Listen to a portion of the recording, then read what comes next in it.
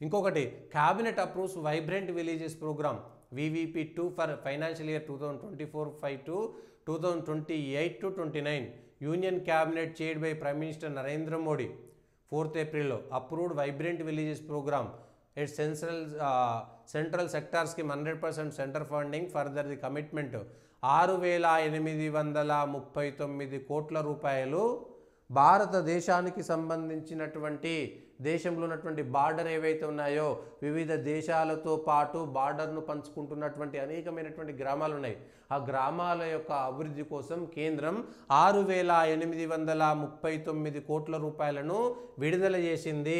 The program shall be implemented selected strategic villages, అది కూడా Arunachal Pradesh, Assam, Bihar, Gujarat, Jammu Kashmir, Ladakh, Manipur, Meghalaya, Mizoram, Nagaland, Punjab, Rajasthan, Sikkim, Tripura, Uttarakhand, Uttar Pradesh and West Bengal till the financial year of 2028-29 అనేటువంటి smart classes ఈ దేశాలకు సంబంధించినటువంటి దాంట్లో ప్రధానమంత్రి గ్రామీణ సడక్ యోజన నుంచి మొదలు పెడితే అనేకమైనటువంటి కేంద్ర ప్రభుత్వ పథకాల ద్వారా నేరుగా ఏవైతే వివిధ దేశాలతోటి బార్డర్లు పంచుకున్నటువంటి గ్రామాలు ఉంటాయో ఆ గ్రామాల అభివృద్ధికి 6,839 కోట్లు ఇవాళ అభివృద్ధి కోసం ఇస్తుంది. కేంద్ర ప్రభుత్వం ఎంత స్మార్ట్గా ఆలోచించినటువంటి చూడాలి.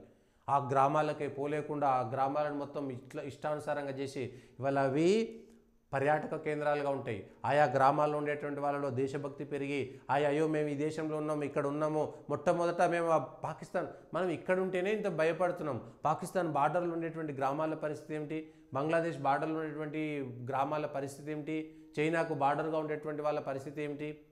సో ఆయా గ్రామాల యొక్క అభివృద్ధి చేయడం ద్వారా ఆ గ్రామాలు ఇవాళ పర్యాటక కేంద్రాలుగా ఉంటాయి. ఆ గ్రామాలకు సంబంధించినటువంటి అభివృద్ధి జరుగుతుంది, వాళ్ళకు బూస్టప్ ఇచ్చినట్టుగా ఉంటుంది. దీనికి 6,839 కోట్ల రూపాయలను కేంద్ర ప్రభుత్వం కేటాయించింది. నాకెందుకు, మా ఊరికి ఏమి ఇచ్చిరు, మా తెలంగాణకి ఏమి ఇచ్చిరు, మా ఆంధ్రకి ఏమి ఇచ్చిరు, బీహార్కి ఇచ్చిరు అని కాకుండా దేశం యొక్క అభివృద్ధి, దేశం యొక్క రక్షణ, దేశ భద్రత అనేటువంటిది ఎంత ముఖ్యమైనటువంటిది ఒకసారి ఆలోచన చేయాలి. ఇప్పుడు ఈ డబ్బులతోటి అనేకం 75 ఏళ్ళు అవుతుంది బంగ్లాదేశ్ దగ్గర బార్డర్లో మనం కంచె వేసుకోలేనటువంటి పరిస్థితి. అక్కడ ఉన్నటువంటి బెంగాల్లో ఉన్నటువంటి ప్రభుత్వం కనీసం బార్డర్లో ఉన్నటువంటి గ్రామాలలో ఓట్ల రాజకీయం కోసం కనీసం భూమి కూడా ఇవ్వలేనటువంటి, భూమి కూడా కేటాయించట్లేదు. ఎవరికి దేశభక్తి ఉందో లేదో ఒకసారి ఆలోచించాల్సినటువంటి అవసరం ఉంది మిత్రులారా.